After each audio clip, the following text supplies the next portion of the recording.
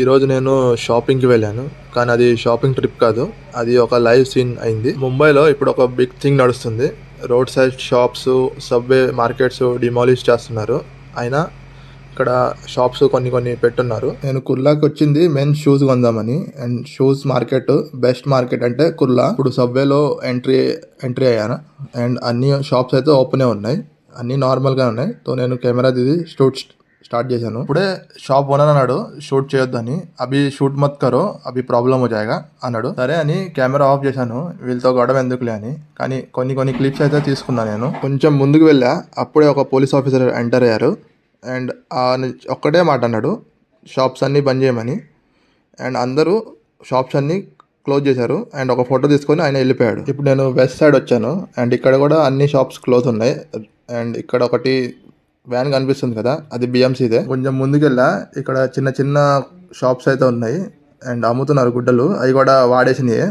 50 రూపాయలకి 200 కానీ తీసుకోకండి. అండ్ మోస్ట్లీ ఇక్కడ రోడ్ సైడ్ పెట్టే అన్ని వాడేసిన గుడ్డలే. ఇది వచ్చి మెయిన్ మార్కెట్ కుర్లకి.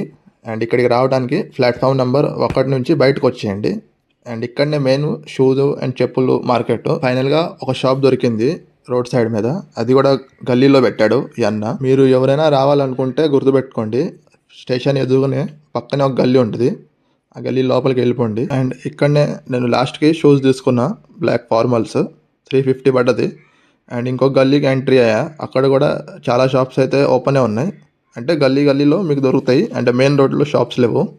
అండ్ మళ్ళీ రిటర్న్ సబ్వేకి వచ్చా. అండ్ ఇక్కడ చూస్తే అన్నీ ఓపెన్ అయి ఉన్నాయి. మరి ఏందా జరిగింది ఏందని అనుకోవాలా, పోలీస్ అయితే ఫోటో తీసుకొని వెళ్ళిపోయాడు. అండ్ మళ్ళీ ఇప్పుడు చూస్తే అన్ని షాప్స్ ఓపెన్ అయి ఉన్నాయి. ఇక దీని గురించి నేనేం మాట్లాడదలుచుకోలే. లాస్ట్ ఒక బెల్ట్ తీసుకున్నా 100 రూపీస్కి. నాకు ఒకటి అర్థమైంది ఏంటంటే, తుమ్బి ఖావ్ ఆర్ మేబీ ఖావుగా, ఇద్దరికి మ్యూచువల్ అండర్స్టాండింగ్ అయితే బాగానే ఉంది. ఇక్కడ నుంచి బయటకు వచ్చేసాను. అండ్ అప్పుడు నాకు ఒక ఆంటీ కనిపించింది, నీళ్ళ బాటిల్ అమ్ముతుంది.